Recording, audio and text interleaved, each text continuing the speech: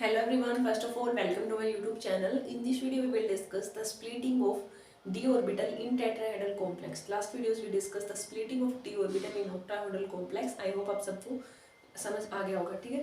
तो स्प्लिटिंग आप octahedral complex में कर सकते हो और आज हम डिस्कस करने वाले हैं splitting of d orbital in tetrahedral complex, ठीक है। तो सबसे पहले आपको पता है कि मेटल लिगेंड को अप्रोच नहीं करा तब तक सारे डी ऑर्बिटल डीजनरेट होते हैं, बाद में आपकी स्प्लिटिंग होती है। और वैसे आपसे कोई पूछ ले कि one is the octahedral, second is the tetrahedral, which one is more CFSE, तो आपको पता सीएफएससी की कुछ फैक्टर अफेक्टिंग फर्स्ट हमने यूनिट थी उसमें डिस्कस किए थे। तो वो नंबर ऑफ लिगेंड पे डिपेंड करती है, ठीक है। जितने ज्यादा नंबर ऑफ लिगेंड उतनी सीएफएससी ज्यादा इफेक्चुअल।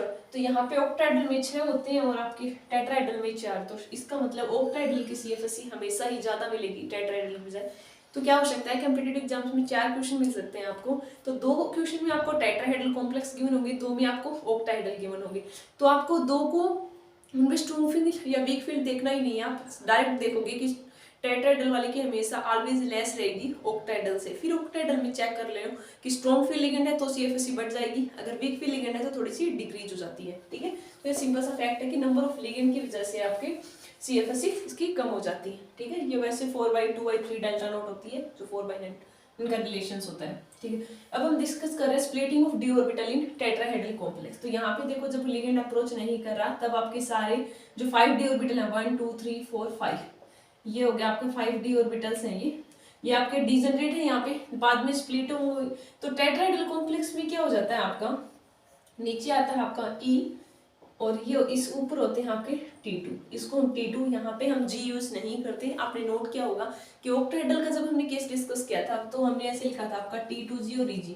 वहाँ क्या होता है ऑक्टाहेड्रल में कंपैरिजन से भी ध्यान रख सकते हो आप, यहाँ T2G आता है, यहाँ EG। अब आपको पता है कि E में कौन से होते हैं, ये होता है आपका dx² - y² और ये होता है आपका dz², ठीक है। T2 में क्या होता है आपका ये dxy, yz और dzx, ठीक है। क्योंकि इसमें जो लिगेंड्स की जो अप्रोचिंग ये आपके जो एक्सियल लिगेंड्स होते हैं उनकी साइड्स में, तो इनकी एनर्जी बढ़ जाती है T2 वालों की, ठीक है। जो dxy, yz, zx की तो एनर्जी बढ़ जाएगी, और जो ई है नहीं तो उसकी एनर्जी कम है तो उसकी स्टेबिलिटी ज्यादा है, तो ये आपके नीचे। तो टेट्राहेड्रल में आपका ई नीचे होता है और यहाँ पे, और ये आपको डिफरेंस आपको पता है कि जो सीएफएससी होती है, अगर टेट्राहेड्रल तो हम ΔT लिखेंगे, ऑक्टाहेड्रल में हम ओ लिखते हैं। और इस यहाँ पे इसकी वैल्यू कितनी होती है, जैसे हमने यहाँ पे डिस्कस किया था तो आपकी कितनी वैल्यू आई थी, -0.4 था और यहाँ वालों की थी 0.6 था। अब उल्टा हो जाएगा, यहाँ आ जाएगा आपका 0.6 और माइनस का, और ये हो जाएगा 0.4। दैट मीन्स कोई भी क्वेश्चन आ गया कि फॉर एग्जांपल आपका कोई कॉम्प्लेक्स है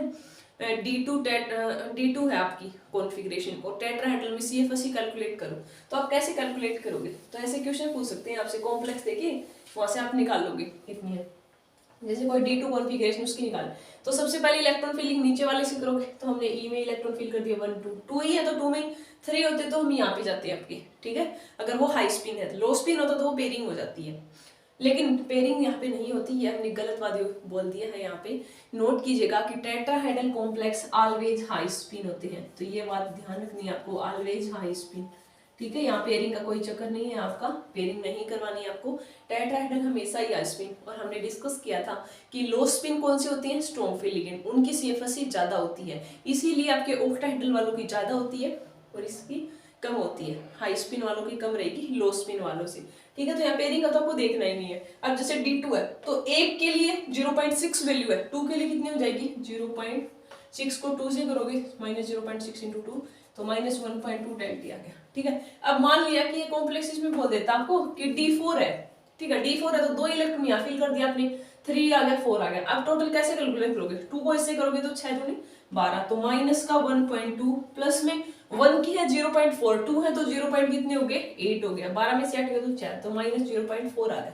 तो ऐसे ही आपको क्वेश्चन सोल्व करने हैं, आपको D5 हो, D6 हो, 8 9 यहाँ पे आप फिल कर दोगे और कैलकुलेट कर सकते हो।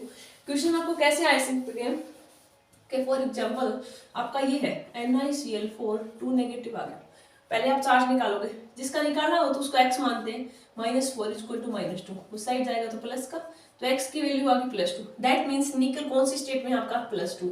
अब निकल +2 में कौन सी में होता है आपका D8, ठीक है। तो ये होगा D8 है, तो अब D8 है, दैट मीन्स आप 1 2 3 4 5 अब इसमें पुट करोगे 6 7 और 8। तो अगर वैसे करना चाहो तो किसमें इलेक्ट्रॉन आ गए, E4 और T2 4, ठीक है, T2 4 4 इलेक्ट्रॉन आ गए।